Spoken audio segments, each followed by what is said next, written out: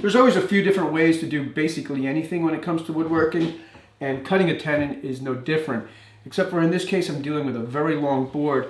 This board is almost 8 feet long. It's the apron to a dining table, and it would be really difficult to cut a tenon using the table saw on this board. And in fact, my shop's not even big enough. And it would also be difficult to use a router table because it would be hard to support the material. So for this project, I've come up with a really simple jig. The jig is made up of two parts. This part is made with 1/4-inch plywood and 1/2-inch plywood, and it determines the depth of the tenon on both sides of the board. The second part of the jig is made with 1/2-inch plywood. This is the fence for the router, and 1/4-inch plywood. This is the base of the jig and supports the router. And at the bottom of the jig is a piece of 1/2-inch plywood attached with wood glue and nails at a 90-degree angle, so your jig is always perfectly square when clamped in place.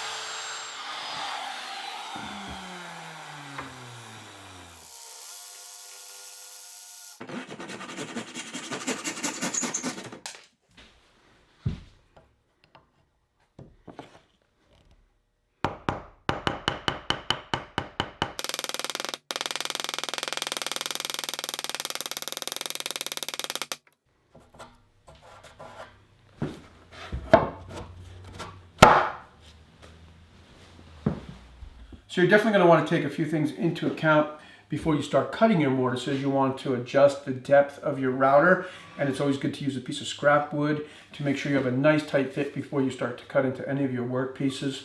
And once you have all of your tenons cut, on a small board like this, I'll trim the tenons to fit using the bandsaw, and then for the longer boards, I'll use a jigsaw, and I'll make sure not to get too close to the edge, because you wouldn't want to hit the edge. That would just kind of mess everything up. So I'll leave it a little heavy, and then I'll trim the tenon using a very sharp chisel.